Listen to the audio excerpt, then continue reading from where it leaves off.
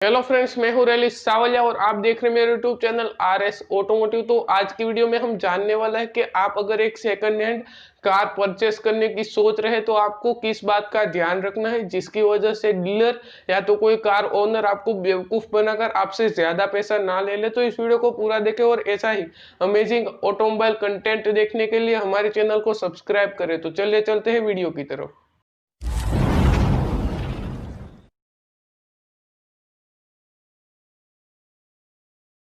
तो सबसे पहले बात कर लेते हैं कि आपको किसके पास से गाड़ी खरीदनी चाहिए। तो अगर आप एक सेकंड हैंड कार लेने की सोच रहे हैं तो आपके पास दो ऑप्शन रहते हैं। पहला रहता है एक लोकल डीलर्स और दूसरा रहता है एक ओनर के पास से आप डायरेक्ट गाड़ी खरीद सकते हैं। तो मैं आपको कभी सजेस्ट नहीं करूंगा कि आप एक डीलर के पास से एक गाड़ी खरीदे, क्योंकि ज्यादातर डीलर्स क्या करते हैं, ज्यादातर मतलब 90% डीलर्स ऐसा करते हैं कि आपकी गाड़ी के जो किलोमीटर्स होते हैं उसे कम कर देते हैं और उसकी प्राइस बढ़ जाती है। प्राइस जो है उसकी बढ़ जाती है, यानी कि उनका मुनाफा ज्यादा हो जाता है। तो वो मुनाफा कमाने के लिए ऐसा करते हैं। तो मैं आपको कभी सजेस्ट नहीं करूंगा कि आप एक डीलर से गाड़ी खरीदे। अगर आपको एक ओनर से डायरेक्ट अगर इंटरेक्ट करके गाड़ी मिल रही है तो एक काफी अच्छी बात है। अब बात कर लेते कि कैसे ओनर से गाड़ी खरीदनी चाहिए, यानी कि अगर आप कोई ओनर से गाड़ी खरीदना चाहते हैं तो ऐसा कहीं ना हो कि आप जिससे गाड़ी खरीदना चाहते हैं वो भी दूसरे के नाम पर है गाड़ी, वो चला रहा है। तो ऐसा ओनर से गाड़ी बिल्कुल ना खरीदे। कोई जिम्मेदार ओनर होना चाहिए। और स्पेशली अगर आपकी गाड़ी वन हैंडेड ड्राइव है, यानी कि एक ही बंदा उसे चलाते हैं। वरना ज्यादातर यंग एज ड्राइवर्स में क्या होता है कि वो अपने फ्रेंड्स को दे देता है, कभी उसको दे देता है। तो ऐसी जो गाड़ी है इसे आप कम ले, क्योंकि ऐसी गाड़ी में जो है इंजन पर ज्यादा लोड पड़ता है, क्योंकि अलग अलग लोगों की ड्राइविंग स्टाइल्स अलग अलग होती है, इसलिए इंजन पर ज्यादा लोड पड़ता है और इंजन खराब होने के चांसेस ज्यादा रहते हैं। तो आपको वन हैंडेड ड्राइव गाड़ी ही खरीदनी है। तो अब बात कर लेते हैं कि गाड़ी अगर एक फ्रेंड या रिलेटिव से मिले तो आपको खरीदनी चाहिए कि नहीं। तो मैं आपको हाईली सजेस्ट करता हूं कि आपके अगर कोई फ्रेंड के पास से या कोई रिलेटिव के पास से गाड़ी मिल रही है जो कि आपकी नजर के सामने आपने देखी है कि वो गाड़ी कैसे चलाता है या उसने गाड़ी कैसे मेंटेन की है, तो वो फ्रेंड या वो रिलेटिव के पास से अगर आप गाड़ी लेते हैं तो काफी अच्छी डील ये आपके लिए हो सकती है। तो ये तो हो गया पहला पॉइंट, जो कि है आपको किससे पास से गाड़ी लेनी चाहिए। तो आप अगर एक सेकेंड हैंड गाड़ी लेते हैं तो आप दूसरी चीज क्या देखते हैं कि उस गाड़ी की कंडीशन कैसी है। अब कंडीशन में चार चीजें जो है उसे देखनी चाहिए। जो पहली चीज है वो है बॉडी लाइन, दूसरी चीज है वो है इंजन, तीसरी चीज है टायर्स एंड चौथी चीज है जो कि है मॉडिफिकेशन। तो सबसे पहली चीज के बारे में बात कर लेते हैं कि उसकी बॉडी लाइन कैसी होनी चाहिए। तो अगर बॉडी लाइन की बात करें तो बॉडी लाइन में मैं आपको ये नहीं बोल रहा हूँ कि आपको ये देखना है कि आपकी गाड़ी में कितने स्क्रैचेस है। अगर आप एक सेकंड हैंड गाड़ी लेने की सोच रहे हैं तो आपको सभी गाड़ियों में स्क्रैचेस तो देखने को मिलेंगे ही। तो आपको स्क्रैचेस को नहीं देखना है। तो आपको क्या देखना है कि उस गाड़ी में ओरिजिनल वेल्डिंग होना चाहिए जो कि कंपनी की तरफ से आता है। अगर ये गाड़ी एक्सीडेंट है तो आपको उस गाड़ी में ओरिजिनल वेल्डिंग जो है वो नहीं देखने को मिलेगा। कर रहे हैं वो उसके पिलर से चेक करते हैं। ये है गाड़ी के पिलर्स। इसमें जो आप डॉट देख रहे हैं ये गाड़ी के हम ये वाले डॉट्स चेक करते हैं कि अगर ये बेसिकली वो स्पॉट, ये स्पॉट डॉट है, स्पॉट वेल्डिंग के डॉट्स। स्पॉट वेल्डिंग के डॉट्स है ना। ठीक है। अगर गाड़ी में कोई भी रिपेयर वर्क होगा, कोई मेजर एक्सीडेंट होगा तो ये स्पॉट वेल्डिंग के डॉट्स से आपको नहीं मिलेंगे। देख लो भाई, देख लो, फिर से देखो, पास से दिखाता हूँ। कैमरा कितनी जस्टिस कर रहा है, दिख रहे स्पॉट्स, ये दिख रहे होंगे आप लोगों को। ये वाले स्पॉट बिल्कुल अलग। तो जो दूसरा पॉइंट है बॉडी लाइन में वो है गाड़ी रीपेंटेड नहीं होनी चाहिए। अब आप बोलोगे कि गाड़ी अगर रीपेंटेड है तो वो तो अच्छी बात है, गाड़ी रीपेंटेड क्यों नहीं होनी चाहिए। तो मैं आपको बता दूं अगर आपको ना पता हो तो गाड़ी के जो स्टील पार्ट्स होते हैं, यानी कि बम्पर के अलावा जो पार्ट्स होते हैं वो अगर रीपेंटेड है तो आपकी गाड़ी की रीसेल वैल्यू कम हो जाती है। और अगर दूसरी बार गाड़ी पेंट हुई है मतलब वो कंपनी का पेंट नहीं है, इसलिए पेंट जो है मॉनसून में कभी भी उखड़ सकता है और ये कई लोगों के साथ हो चुका है। तो आपको गाड़ी जो है रीपेंटेड नहीं लेनी है। अगर आपके पास दूसरा ऑप्शन नहीं है तो आप रीपेंटेड ले सकते हैं, बट एक बात का ध्यान रखना है कि उसकी रीसेल वैल्यू काफी कम हो जाएगी अगर वो गाड़ी रीपेंटेड है तो। तीसरी चीज जो है वो है रस्टिंग।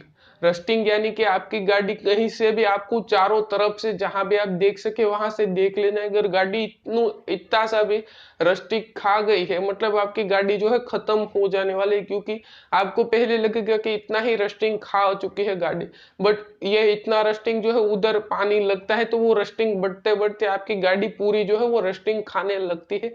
तो आपको अगर गाड़ी थोड़ी सी भी रस्टिंग खाई हुई दिखती है तो आपको थोड़े ज्यादा पैसे जोड़कर उससे अप लेवल की गाड़ी को लेने की सोचनी चाहिए, ना कि उस रस्टिंग वाली गाड़ी को, क्योंकि रस्टिंग वाली गाड़ी की लाइफ जो है वो काफी ज्यादा कम रहती है। अब जो चौथी चीज है वो है ब्रेक बम्पर। यानी कि अगर कोई भी बंदा जो है आपको टूटे हुए बम्पर वाली गाड़ी दे तो आपको उसे बोलना है कि इसका बम्पर चेंज करवा दो, यानी कि उस ओनर को आपको बोलना है कि इसके बम्पर चेंज करवा दो। क्योंकि कई लोग क्या करते हैं कि जब भी गाड़ी को रिपेंट करवाते हैं तो वो बम्पर अगर टूट गया है तो वहां जो है सीमेंट या पुट्टी भर के उस बम्पर को ठीक करके जो है गाड़ी को पेंट कर देते हैं। तो आपको पहले चेक करना है बम्पर को, अगर आपको लगे कि ये बम्पर जो है टूटा हुआ है तो आपको ओनर को बोल देना है कि इस बम्पर को चेंज करवा दो, वरना वो बम्पर कभी भी अगर पानी लगेगा तो वो फिर से खुल जाएगा, या पुट्टी या सीमेंट जो भी लगा है तो अगर खुल जाता है तो सीधा खर्चा आपके ऊपर आएगा। और अगर बम्पर का खर्चा आता है तो ओरिजिनल कंपनी के बम्पर्स की अगर आप प्राइसिंग की बात करें, जो नॉर्मल गाड़ियां होती है अंडर 10 लाख रुपीस की गाड़ियों, उसमें आपको करीब करीब 45,000 रुपीस के तो बम्पर देखने को मिलते हैं। तो आपको टूटे हुए बम्पर वाली गाड़ी नहीं लेनी है। तो ये चार चीजों का जो है आपको बॉडी लाइन में ध्यान रखना है। तो जो कंडीशन में दूसरा पॉइंट है वो है आपका इंजन। अगर आप एक सेकेंड हैंड गाड़ी ले रहे हैं तो आपकी मेन चीज क्या होती है कि एक अच्छे इंजन वाली गाड़ी होनी चाहिए। तो अब आपके मन में बात आ रही होगी हम इंजन को कैसे चेक करें। तो आपको सबसे पहले चेक करना है इसका रेडिएटर। रेडिएटर में अगर आप कूलेंट देखें तो रेडिएटर में नॉर्मली ग्रीन कलर का कूलेंट डाला जाता है, बट अगर वो रेडिएटर में आपको कूलेंट व्हाइट कलर का देखने को मिले, मतलब कि आपकी गाड़ी के इंजन में या रेडिएटर में कुछ तो लोचा है, तो आपको सबसे पहले तो रेडिएटर को देखना है। दूसरा, आपको उस गाड़ी की टेस्ट ड्राइव लेनी है काफी अच्छे से। ऐसा नहीं कि इधर ही राउंड लगाकर आ गए। कम से कम 3 से 4 किलोमीटर के आपको उस गाड़ी की टेस्ट ड्राइव लेनी, यानी कि उसमें जो भी दिक्कत होगी वो आपको पता चल जाएगी। तीसरी चीज की उसका गियर बॉक्स जो है वो अगर स्मूथ नहीं चलता है तो भी गियर बॉक्स जाम है, और उस गाड़ी के गियर बॉक्स में आपको अगर कुछ भी ऐसा मतलब वाइब्रेशन या कुछ भी फील हो झरक के जैसा, तो ये गियर बॉक्स जो है उसमें दिक्कत आ सकती है। और चौथी चीज जो है वो है कि उसमें स्कैम ना हुआ हो वो आपको देख लेना है। स्कैम मतलब कैसे, अगर आप एक डीलर से गाड़ी लेते हैं तो वो लोग क्या करते हैं कि आपका जो इंजन होता है उसमें गाढ़ा ऑयल डाल देते हैं। अब गाढ़ा ऑयल डाल दिया तो इससे आपके इंजन में क्या हो जाता है कि आपकी इंजन की जो वाइब्रेशन होती है वो कम हो जाती है और आपका इंजन आवाज कम करता है। तो इसकी वजह से आपको क्या लगता है कि गाड़ी का इंजन जो है वो काफी अच्छा है। तो अगर आपको गाड़ी का इंजन काफी गाढ़ा देखने को मिले तो आपको समझ लेना है कि आपकी गाड़ी में जो है डीलर ने आपके साथ स्कैम किया है, तो इसे आपको देखना है। चौथी चीज कि आप जिस भी ओनर से या जिस भी डीलर से गाड़ी खरीद रहे हैं उसे आपको पूछ लेना है कि इसके इंजन के साथ में कुछ किया तो नहीं गया है, यानी कि इसका जो मेन इंजन था जो कि कंपनी का इंजन था या उसे चेंज तो नहीं किया है। अगर इंजन चेंज किया गया है तो वो तो इनलीगल है।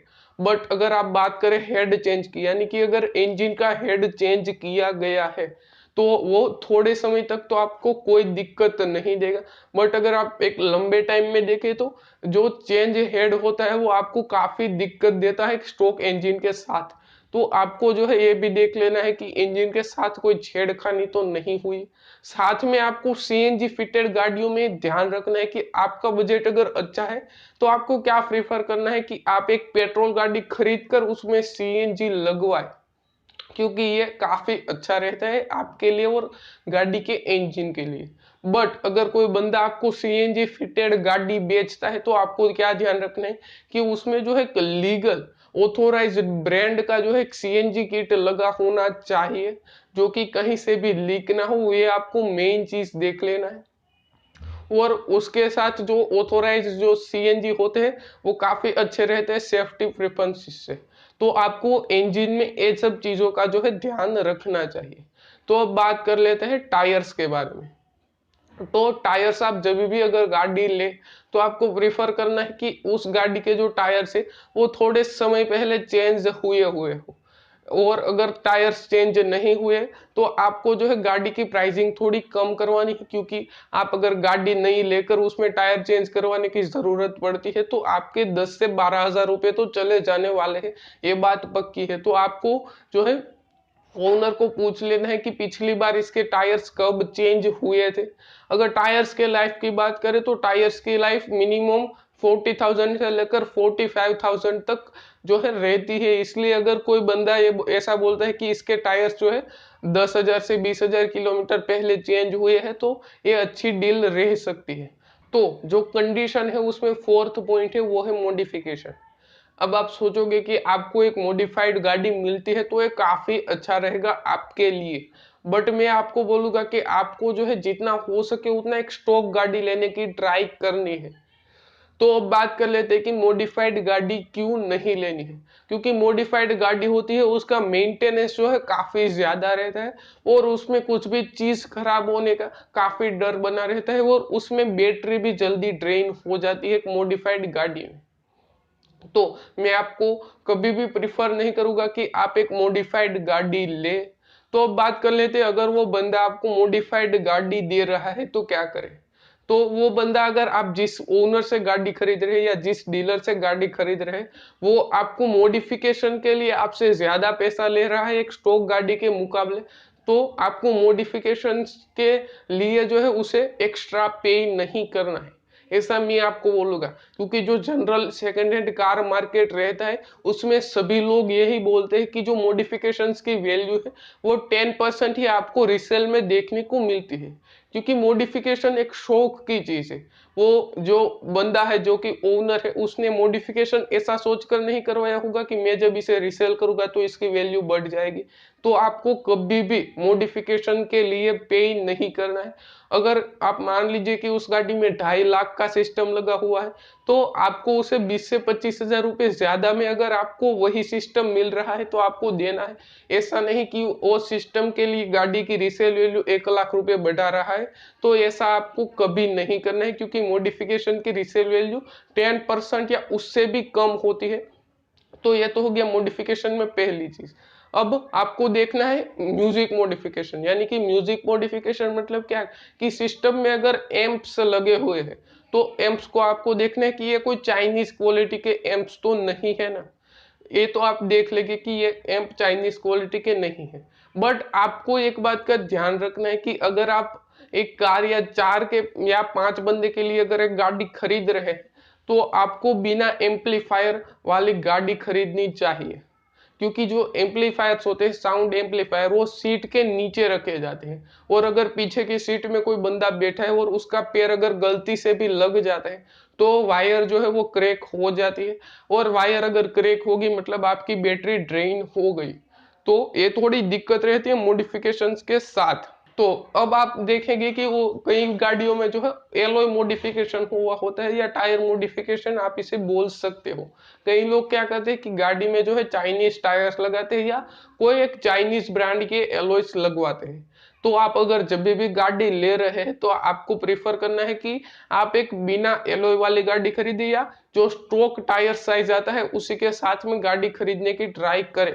क्योंकि चाइनीज एलो या नॉर्मल एलो के साथ क्या पंगा रहता है कि वो बहुत ज्यादा अनबैलेंस हो जाते हैं। इसकी वजह से आपकी गाड़ी का जो अलाइनमेंट है वो काफी ज्यादा अनबैलेंस हो जाता है और आपको बार बार अलाइनमेंट करवाना पड़ता है। क्योंकि आपने कई वीडियोस में भी देखा होगा कि जो बंदा एलो व्हील्स लगाता है उसे अलाइनमेंट जो है वो ज्यादा कराना पड़ता है। तो आपको यह प्रेफर करना है कि आपको एक स्टॉक टायर्स के साथ में ही गाड़ी मिले। क्योंकि अगर आप टायर साइज को चेंज करवाते हो तो ये आपके इंजन पर भी लोड जो है वो डालता है, वो ये आपके इंजन के लिए भी अच्छा नहीं है। तो आपको प्रेफर करना है कि आपको बिना एलॉय वाली एक स्टॉक व्हील्स के साथ ही गाड़ी मिले। तो ये जो है कंडीशन वाला मामला ये पूरा हो गया। अब जाते हैं कि आपको आपकी गाड़ी की डील कैसे करनी है। अब बात कर लेते हैं कि आपको गाड़ी की डील करते वक्त कौन सी चीजों का ध्यान रखना है। तो मैं आपको सबसे पहले बोलूंगा कि आपको आपकी गाड़ी की डील कभी भी जल्दबाजी में नहीं करनी चाहिए। आप अगर गाड़ी की टेस्ट ड्राइव लेकर आए हैं तो आपको 1 वीक तक सोचना चाहिए कि ये गाड़ी क्या ठीक रहेगी, या 2-3 जो बंदे होते हैं जो कि एक्सपर्ट्स रहते हैं उसे आपको पूछ लेना है कि ये गाड़ी ये प्राइस में और 1 किलोमीटर के साथ देखने को मिल रही है, तो ये गाड़ी क्या मेरे लिए अच्छी होगी।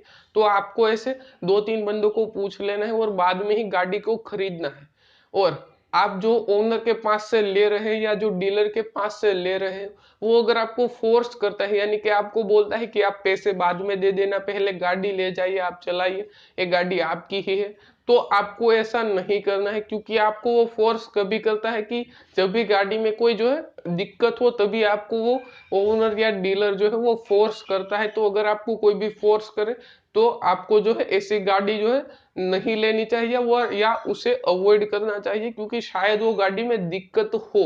तो तीसरी चीज है कि जब भी आप एक डीलर से गाड़ी ले तो आपको बार्गेनिंग करनी है। अब बार्गेनिंग कितनी करनी है, आपको जो है उस गाड़ी के 60% जो है वो प्राइस को बोलना है, बार्गेनिंग वहां से स्टार्ट करनी है, क्योंकि जो डीलर्स होते हैं उनमें मुनाफा काफी ज्यादा रहता है, और अगर आप बार्गेनिंग नहीं करेंगे तो आपका नुकसान तो पक्का होने ही वाला है। तो आपको जो फोर्थ चीज का ध्यान रखना है वो ये है कि आपको आपकी गाड़ी को जो है एक एक्सपर्ट या एक गैरेज वाले के पास चेक करवा लेना है। इसके चार्जेस ज्यादा नहीं रहते, शायद वो आपको मुफ्त में भी चेक करके दे देगा।